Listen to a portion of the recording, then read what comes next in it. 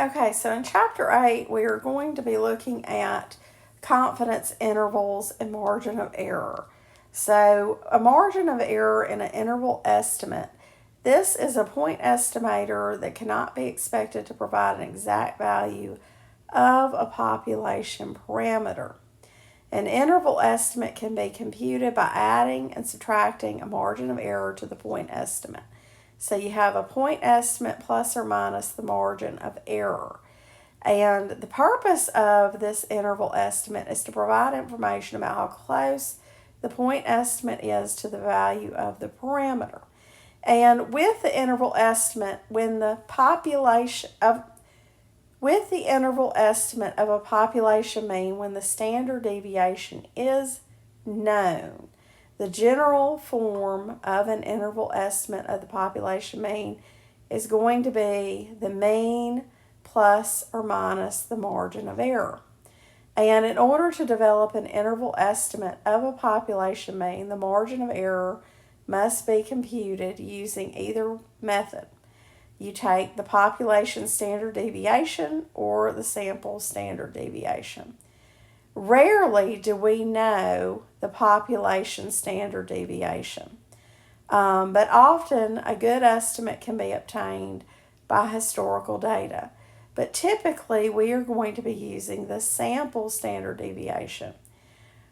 When we know, when we use a good estimate and can obtain a standard deviation based on historical data, we refer to such cases where the standard deviation is known.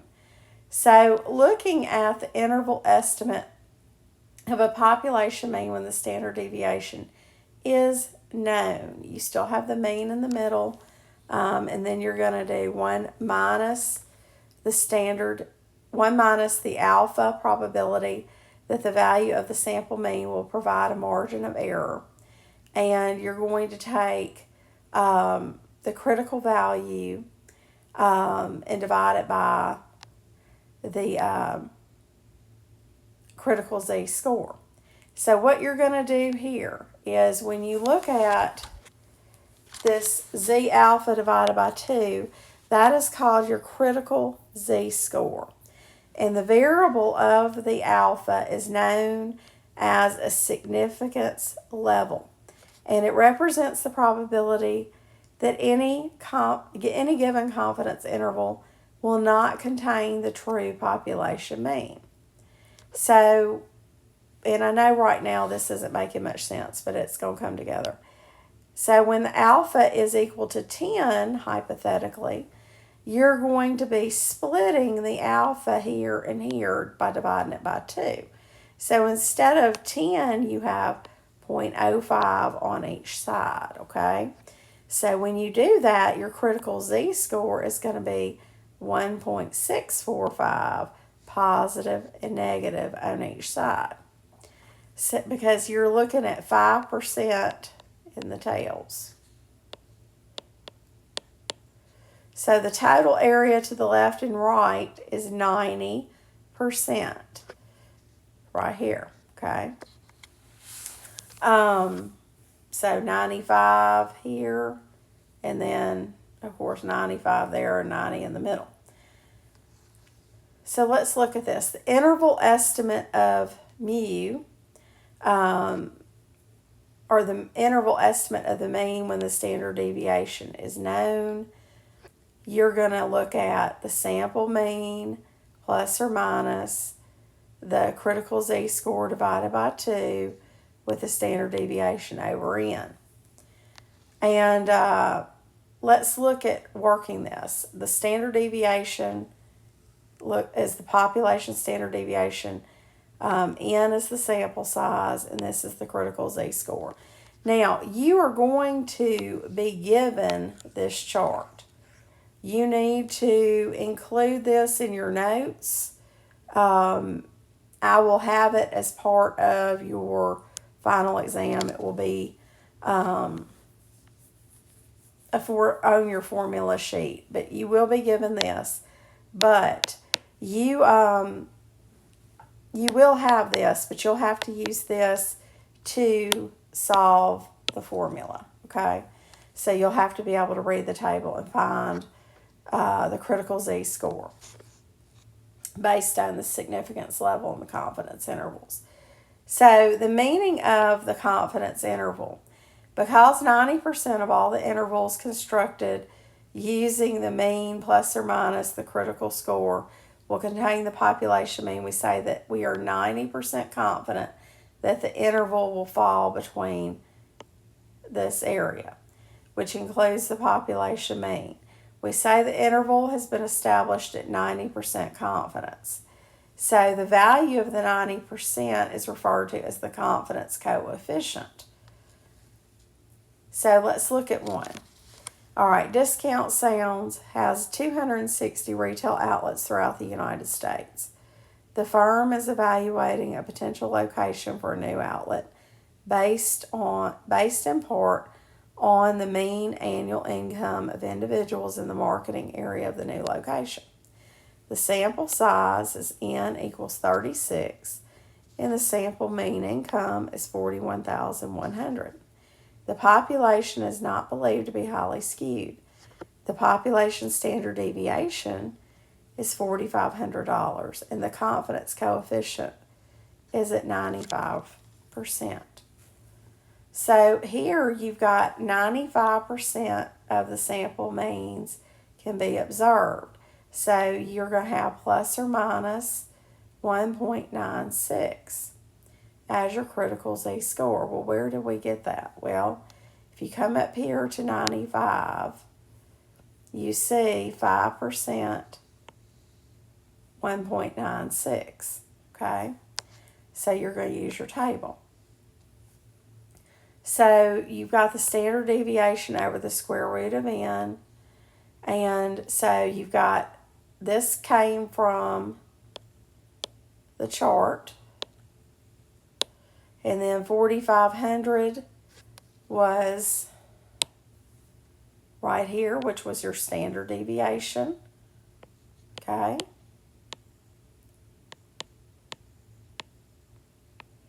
And then 36 is the square root of your sample size of n. And so when you do that, when you divide these, you get 1,470. So thus, at 95% confidence, the margin of error is 1,470. So what you're going to do is then calculate the interval estimates. So you're going to take the 41,100 plus or minus your margin of error,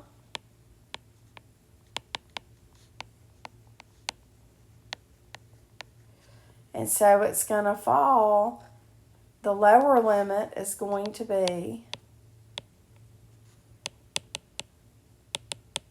39,630, and this is going to be your upper limit, 42,570. So we're 95% confident that the interval contains the population mean. So the interval estimate of the population mean when the standard deviation is known, you see Discount Sounds. So if you were looking at 90% confidence interval, it would fall here. If you were looking at 95, it would fall here. These are lower limits right here. These are upper limits, okay?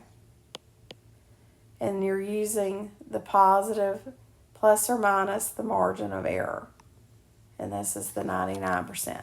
In order to have a higher degree of confidence, the margin of error and thus the width of the confidence intervals must be larger.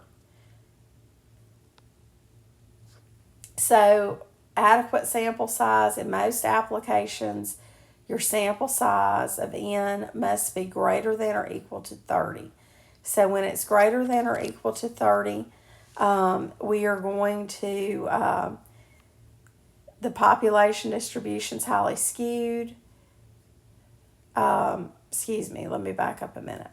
When the sample size is greater than 30, we are going to be using this chart. and the critical z-score, okay?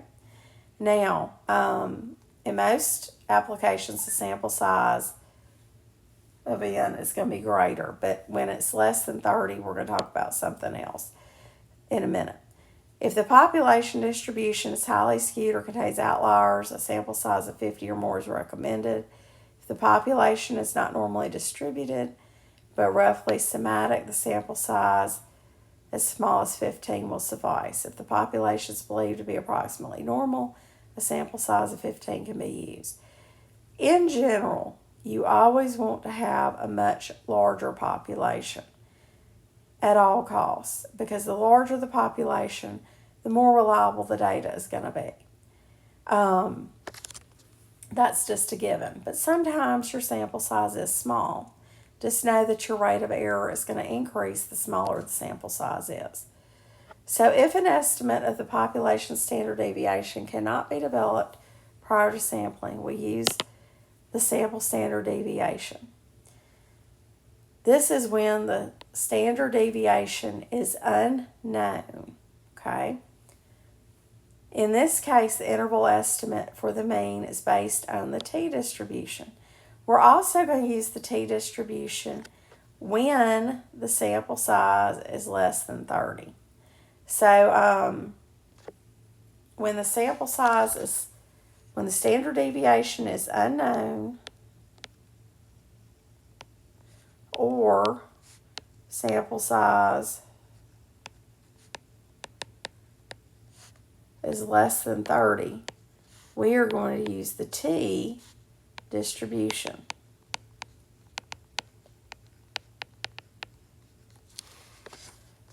So with the t-distribution, there is another table similar to the z-table, but different. And there's a different formula. So William Gossett, writing under the name student, is the founder of the t-distribution. Gossett was an Oxford graduate in mathematics and worked with Guinness Brewery in Dublin. He developed the t-distribution by working on small-scale materials and temperature experiments. So the t-distribution is a family of similar probability distributions. The t-distribution depends on a parameter known as the degrees of freedom.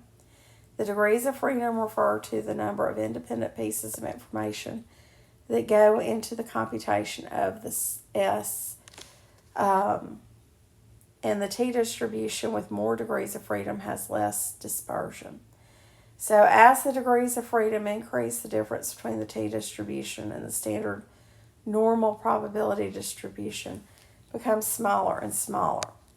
So to find the degrees of freedom, you are going to just simply take n minus 1 to solve for the degrees of freedom. And this is just taking into account roughly a margin of error, okay? Or the rate of error by saying n minus 1. So you're compensating for that. For more than 100 degrees of freedom, the standard normal error, z-value, provides a good approximation. So here it's showing you just the difference in the peak. For example, this is a standard normal distribution. This is when you have 10 degrees of freedom. And this is when you have 20 degrees of freedom. So you see, it does alter the shape of the distribution, okay? So the degrees of freedom table, you see this, you're going to say n minus 1. And this is also when you do not know the standard deviation. And so you'll also come over here and look at the tail. And you may have to split it. We'll be looking at that, how to read the table. But the bottom row is the standard normal z-values, and I'll show you another table in a minute. So the interval estimate of a population mean when standard deviation is unknown, you are going to take your sample mean plus or minus your t-value based on the chart, and then the sample standard deviation over the square root of n. And n is the sample size. So a reporter of a newspaper is writing an article on the cost of off-campus housing. A sample of 16 one-bedroom apartments within a half a mile of campus resulted in a sample mean of $750 a month with a sample standard deviation of $55. Let us provide a 95% confidence interval estimate of the mean rent per month for the population of a one-bedroom apartment within a half a mile of campus. We will assume this population is normally distributed. So with a 95% confidence, the alpha is going to be 0.05, okay? And so you're going to have to split the alpha. And when you split the alpha, it's going to be 0.025. So that's how they got that. Also, you're going to have to take into account the degrees of freedom. That's n minus 1. So our sample was 16. So you're going to say 16 minus 1 equals 15. So in the t-table, you're going to find 15. And you're going to come over to 0.025 because you're splitting the tails, okay? So when you divide by 2, 0.05 divided by 2 is 0.025. So you get 2.131. And so what you're going to do is you're going to take $750 per month right here, plus or minus 2.131, which came from here. And then you're going to say 55, which was your sample standard deviation, over your sample size of 16. When you do that, you get 750 plus or minus 29.30. 29.30. So we're 95% confident that the mean rent per month for the population of a one-bedroom apartment within half a mile of campus is going to be between $720 and $779.30. So when you take plus or minus, you get 720.70. And then 779.30. Okay. So this is your upper limit and your lower. Now, with adequate sample size, usually a sample size of at least 30 is adequate when using a t-interval to estimate the population mean. If the population distribution is highly skewed or contains outliers, a sample of 50 or more is recommended. If the population is not normally distributed but roughly schematic, a sample size as small as 15 will suffice. If the population is believed to be approximately normal, a sample size of 15 can be used. So determining this, can the population standard deviation be assumed or known? So no, the sample standard deviation estimate or standard deviation, you're going to use this. Yes, you're going to use your critical z-score. So if it's known, you're going to use critical z. If it's unknown, you're going to use t, or if your sample size is smaller. I am not going to get too advanced with t. Now, when you take statistics 2, you will get more advanced into some of these rules right here.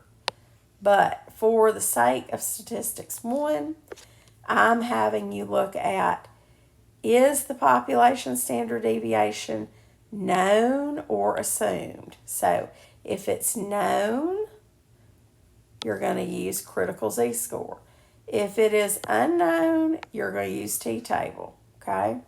So it will be obvious. Also, the sample size, when the sample size is less than 30, you're going to use t, okay? And that's how we're going to operate in here for this class. So the sample size of an interval estimate of the population mean, you're going to be, for this chapter, you're going to need to know how to calculate margin of error. We're going to do confidence intervals.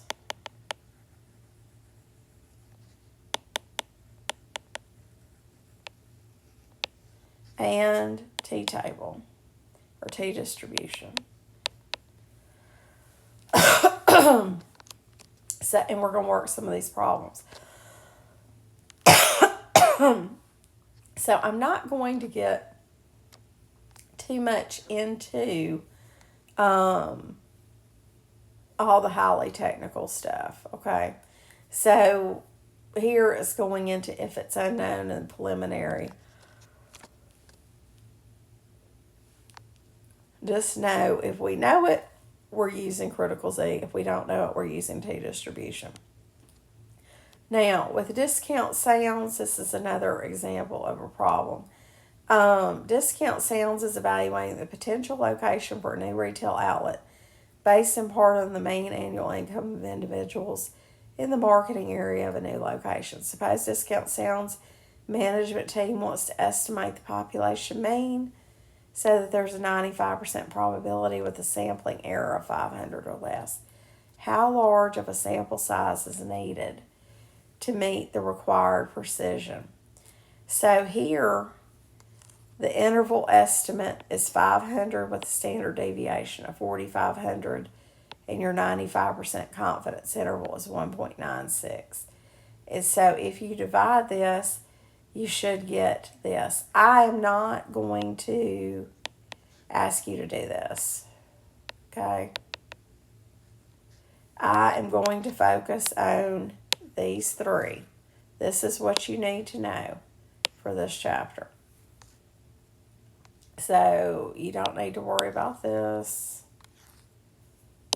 You don't need to worry about that. I mean, you can still look at it, but I'm not going to be getting into that.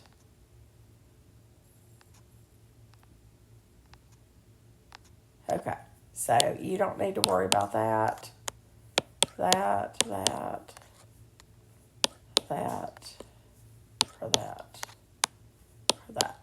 Okay, we'll let stats 2 get into that. All right, so we're going to, in another video, revisit and practice these problems, okay?